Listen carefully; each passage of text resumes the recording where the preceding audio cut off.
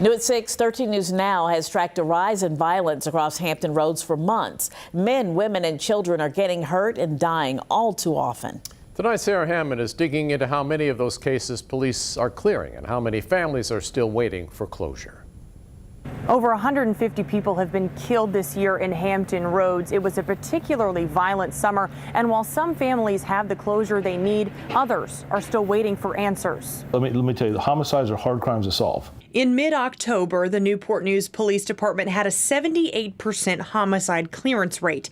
That was one of the highest in our area, with 24 homicides. A lot of the homicides that we're seeing in our city are domestic related, people that know each other, people that have had conflict, and then there's a clash. Newport News Police Chief Steve Drew says the 10 homicide detectives, the community, technology like ShotSpotter, their NIBIN's gun tracing technology, and even Ring doorbells are vital to solving violent crimes. I don't know too many departments of size that have a 100% clearance rate, but that doesn't mean we don't strive for it.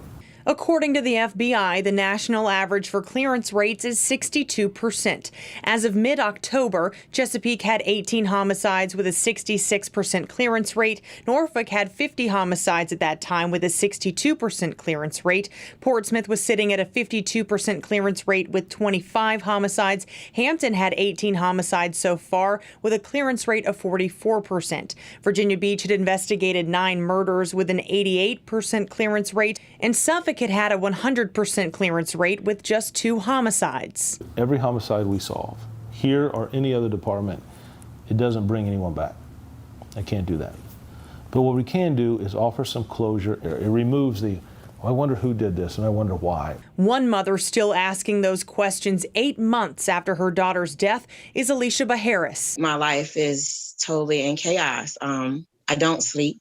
I forget to eat. 29-year-old DeShayla Harris was killed that chaotic night at the Virginia Beach oceanfront in March. Investigators still have no leads, and a $15,000 reward is on the table for any information leading to Harris's killer. Maybe if I had closure, I could move on a little bit. I can't move on at all. And it's not just her mother who wants answers. It's also the Virginia Beach community. We are so heartbroken in our community.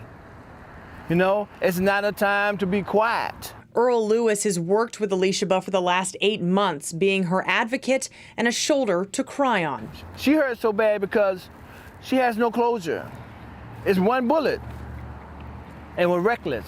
Back in Newport News, Chief Drew says the most important thing for families to know is police never stop working to find answers. You never give up hope. There aren't any cases that we filed and just said we're not even looking at it anymore. Sarah Hammond, 13 News Now.